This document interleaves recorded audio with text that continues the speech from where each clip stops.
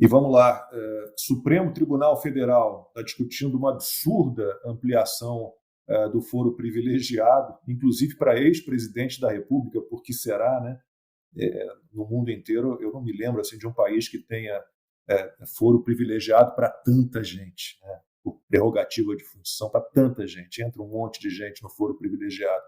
Mas a oposição na Câmara dos Deputados, se o STF está indo para o lado errado, a Câmara dos Deputados, pelo menos a oposição, está tentando, né, colocar o país no caminho certo, que é, no mínimo, restringir o foro privilegiado, né, para poucas autoridades.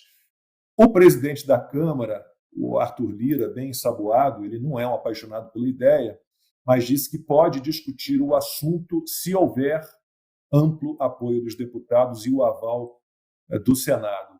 Consta, você pode citar o exemplo dos Estados Unidos, eu não me lembro de nenhum outro país, a Fabi, que é da área, vai poder falar, que tenha um foro privilegiado como o nosso. Não, claro que não tem em nenhum lugar. E esse é o problema, né? Cria-se um ciclo vicioso em que os parlamentares têm foro privilegiado para ser julgado pelo Supremo e, por sua vez, são os senadores quem têm o poder de aprovar um impeachment de um desses ministros do Supremo para fazer funcionar o mecanismo de freios e contrapesos. Então, é isso que está quebrado no país hoje, entre outras coisas. Agora, veja, nem é preciso estender o foro privilegiado, porque o atual Supremo Tribunal Federal já, com base numa leitura muito bizarra daquele regimento interno, artigo 43, ameaças às dependências, ele já estendeu o seu foro ao país inteiro, quiçá ao planeta.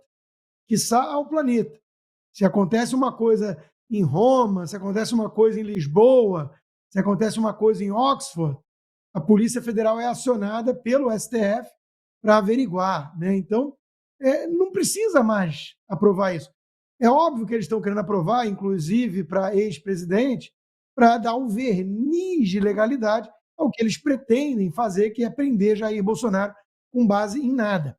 Agora, volto a repetir, nós temos hoje pessoas presas em inquéritos ilegais, cujo foro é totalmente inadequado, porque jamais deveriam estar sendo julgadas pelo Supremo, e sim pela primeira instância, juiz comum. Agora, além disso tudo, né, as punições são absolutamente bizarras e os ministros do Supremo não dão a mínima para essa questão. Então, o Brasil está muito fora, muito distante do Estado de Direito. Isso aí tudo é verniz, é discussão para tentar apagar o rastro dos crimes já cometidos lá. Sem dúvida, eu concordo plenamente com meus colegas Constantino e Fabi. É preciso que haja o fim do foro privilegiado no Brasil pelo seguinte: o foro privilegiado, que tecnicamente se chama foro especial por prerrogativa de função, ele foi criado assumindo a premissa de que, se certos detentores de cargos fossem julgados por instâncias superiores, eles estariam protegidos de pressões e influências políticas de instâncias inferiores. Então, olha que interessante, eles partem da premissa de que as instâncias jurídicas superiores são arcanjos santos, incorruptíveis, de luz. Como é que alguém pode assumir uma coisa dessa? O que acontece é o contrário. Quando nós reduzimos as instâncias, reduzimos as possibilidades de aplicação de mecanismos de contrapeso, de devido processo penal, a pressão política vai ser muito maior. E quando nós temos um judiciário aparelhado, maior ainda. Outros problemas. Há uma obstrução da capacidade de investigação. Porque, no caso do foro privilegiado, a investigação tem que ser feita com autorização da PGR, da Procuradoria-Geral da República. Então, há menos capacidade de investigação e mais brecha para a pressão política. E outra coisa que acontece é que as instâncias superiores jurídicas ficam sobrecarregadas.